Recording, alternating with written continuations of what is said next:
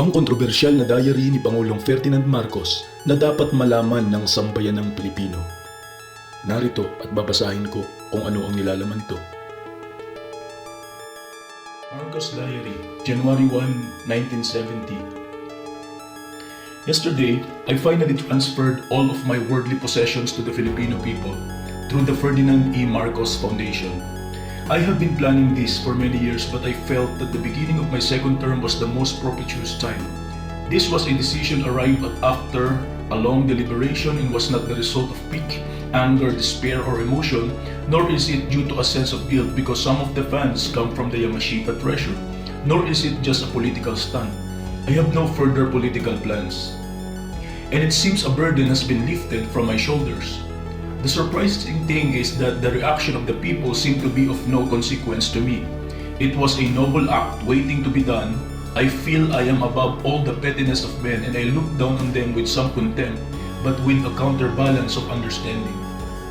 Attachment: a statement of President Ferdinand Marcos on disposition of his worldly goods through the Marcos Foundation, December 31, 1969.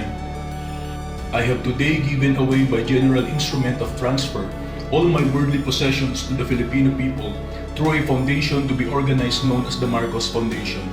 Moved by the strongest desire and the purest will to set the example of self-denial and self-sacrifice for all our people, I have today decided to give away all my worldly possessions so that they may serve the greater needs of the greater number of our people. It is my wish that these properties will be used in advancing education, science, technology, and the arts. This act I undertake of my own free will, knowing that my need of material possessions will, having always been a simple man, my needs will always be lesser than those of many of our people, who have given me the highest honor within their gift, an honor unshared by any one of my predecessors and not likely to be shared by anyone else in the future, no other Filipino leader. Since about a year ago, I have asked my closest, some of my closest confidants to study the mechanics of this decision.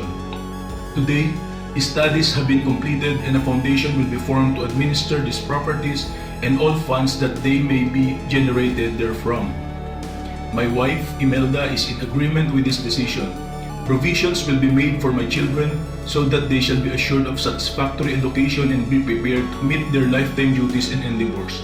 For the moment, my most sincere hope is that this humble act shall set the example and move to greater deeds of unselfishness and compassion many of our countrymen whose position in society gives them a stronger duty to minister to the needs of our less fortunate brothers and countrymen.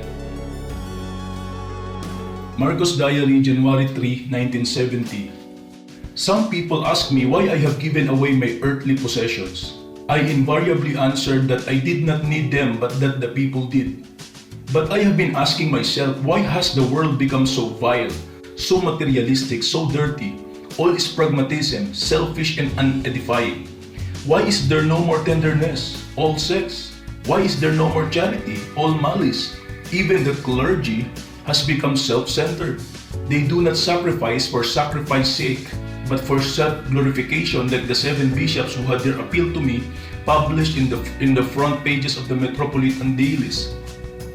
If their motivation was sincere change, they could have come to me first, but they sought publicity first. The worst part is their premises were all false, I hope from ignorance not malice. During the war, in some critical phase of a battle, I always ask myself what could I do which others dare not do and which would change the tide of battle.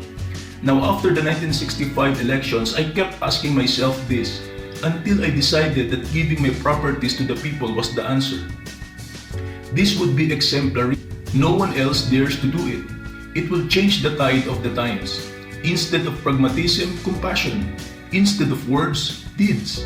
Instead of self, the nation and humanity. And I gather this has been the effect in the capitals of the world.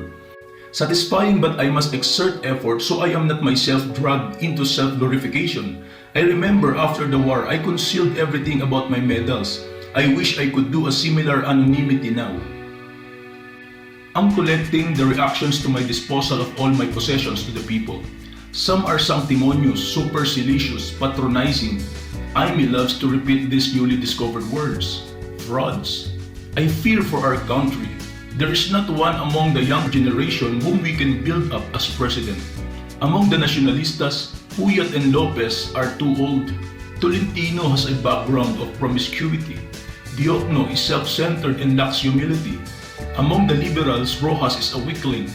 Aquino is a congenital liar, a braggart and a compulsive chatterbox. Magsaysay is brainless. Salonga is petty, pompous, and sanctimonious fraud.